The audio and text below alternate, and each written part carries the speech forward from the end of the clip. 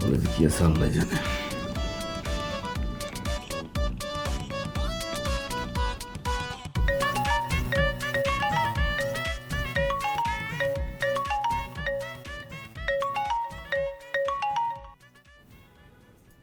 হ্যাঁ বলো।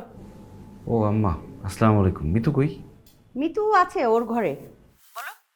আম্মা, কথাটা মিতুরই বলতে হবে, একটু ডাইকা দেন। আমাকেই বলো, আমি বলে দিচ্ছি। আচ্ছা ঠিক আছে আম্মা, আমি পরে ফোন দিব না, মিতুরই বলবো না সব কিছু, রাখি। ফোন রাখবা না। আচ্ছা পরে ফোন দিব না মানে? তুমি আমাকে অপমান করছো কেন? অপমান করলাম কোথায় আম্মা? আমি শুধু বলছি পরে মিতুর সাথে কথা বলবো না। অপমানই করছো। বুঝলাম মিতুর সাথে তোমার কিছু পার্সোনাল কথা আছে।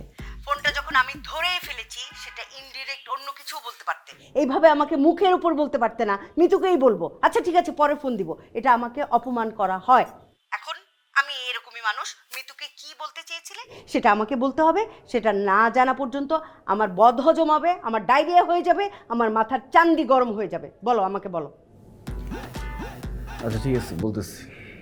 ওই আমার অফিসের কলিগ হানিফ সাহেব, ওনার ওয়াইফ আসতেছে গ্রাম থেকে, তো ঢাকায় থাকার জায়গা নাই, আমাদের বাসাতে থাকবে 4-5 দিন। আসবে না? আসবে না মানে? আসবে না মানে এটা তো তোমার বাড়ি, এটা তো হোটেল না যে তোমার কলিগের ওয়াইফ গ্রামে থাকে, তাদের হোটেল খরচ বাড়বে সেই জন্য কি এখন রিফাতের বাসায় থাকতে হবে? এটা তো তেমন না, তাই না? তোমাকে বুঝতে হবে। তাছাড়া তুমি কি তোমার ওয়াইফকে দাসীবাদী মনে করো যে ওই গ্রাম থেকে ওই মহিলা আসবে, তাদেরকে সকালবেলা খিচুড়ি রান্না করে দিবে, পিঠা বানিয়ে খাওয়াবে? হ্যাঁ, তোমাকে বুঝতে হবে। না করে দাও তাদেরকে। আম্মা, আমি কথা দিয়ে ফেলছি যে আমার বাসায় থাকবে, এখন না করলে কি হয়? অবশ্যই হয়, না করে দাও। বাই, রাখছি। আম্মা আমার কথাটা শোনেন। হ্যালো।